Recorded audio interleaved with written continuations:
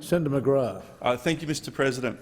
My question is to the Assistant Minister for Immigration and Border Protection, Senator Cash. In light of ongoing misinformation about labour market access under the China-Australia Free Trade Agreement, can the minister inform the Senate of any data which might shed light on the impact that free trade agreements actually have on the number of overseas workers who gain temporary entry to Australia? The Assistant Minister for Immigration and Border Protection, Senator Cash. Thank you, Mr President, and I thank Senator McGrath for his question. And yes, I can shed light on this important question. Mr President, those opposite say that there will be a flood of foreign workers if the free trade agreement with China is passed. Mr President, it's a fact that other free trade agreements have been in place for a number of years now. So let's look at how this has impacted on the number of foreign workers who've come to Australia. Because the union campaigns that are currently running would have you believe that free trade agreements directly lead to an influx of foreign labour. This is simply not borne out by the facts. The CFMEU campaign currently targets diesel mechanics. In 2008-9, the year when the Chilean Free Trade Agreement came into effect, the total number of diesel mechanics from Chile in Australia on a 457 visa was 0. In 2012-13, colleagues, this skyrocketed to 1. Last year it was back to 0. Now, the same CFMEU ad campaign also mentions we'll be flooded with electricians. Again, let's look at the facts. In 2011-12, when the Malaysian Free Trade Agreement was signed, the number of Malaysian electricians in Australia on a 457 visa was 2.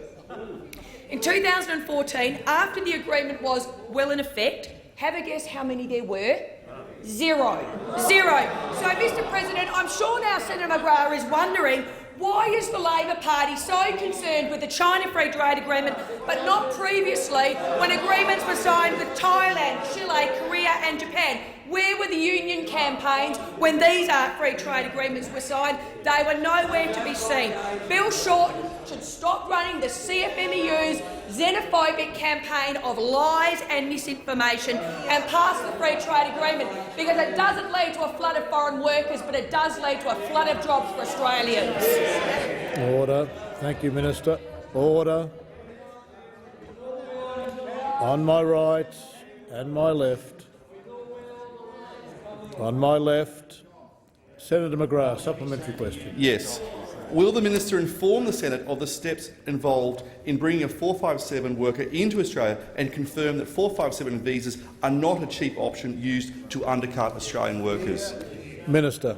Thank you, Mr President. Well, as the Master Builders Association said in a recent Senate committee hearing, his members look to fill vacant positions with Australians first because the cost and compliance of going down the 457 labour market testing is expensive. And this is what companies will need to do if they bring a Chinese worker in.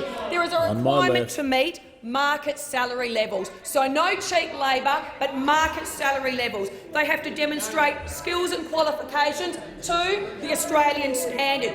English language requirements. The employer must be able to show that the position is genuine. The employer must fund the return travel costs and visa fees, and the requirement for the employer to make a financial contribution to training Australians continues to apply. So claims again by the union in relation to cheap foreign labour, backed up by those opposite, are disproven by the facts.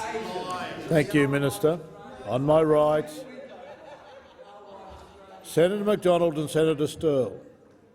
Senator McGrath, final supplementary question. Yes, Mr President. Can the minister inform the Senate of any research which indicates how much better off the labour market will be under the China-Australia Free Trade Agreement? Minister.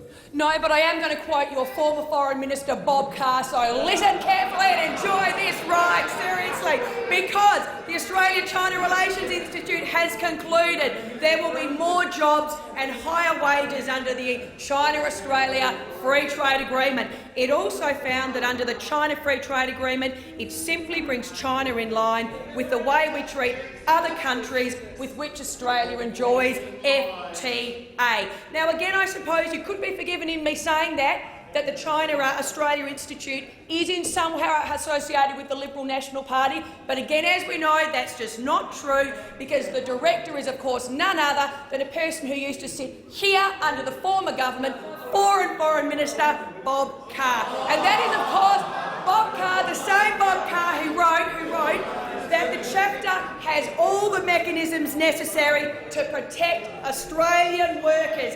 Just one of the many Labor luminaries to back the Australia-China Thank you, Free Trade Minister. The Agreement. time for answering the questions has expired.